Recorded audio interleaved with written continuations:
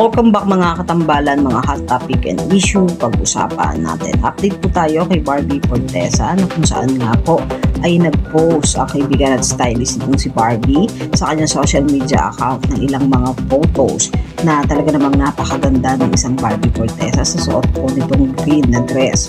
At makikita naman po doon sa post na ito nga po ay para sa event ng Avignon na kung saan nga po itong si Barbie ay pumunta nga po sa SM Pampanga para po sa opening ng Avignon Clinic. At makikita naman po na talaga namang inabangan at dinumog ng mga fans itong si Barbie sa SM Pampanga na pinagkaguluhan nga po habang nakasakay sa escalator. At makikita naman kay Barbie na todo kaway ito doon sa mga bumabati sa kanya.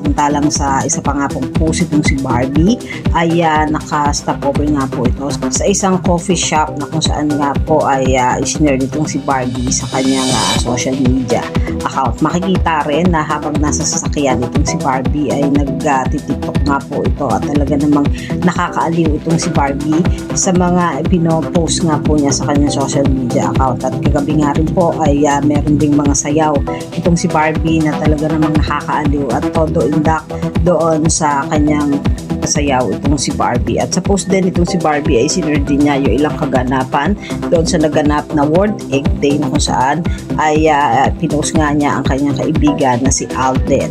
Yan po yung mga update natin ngayon kay Barbie. Kayo mga katambalan, ano masasabi nyo? Mag-comment lang sa comment section at pag-usapan natin. Yan ang mga hot topic and issue dito lamang sa Tambalang JK.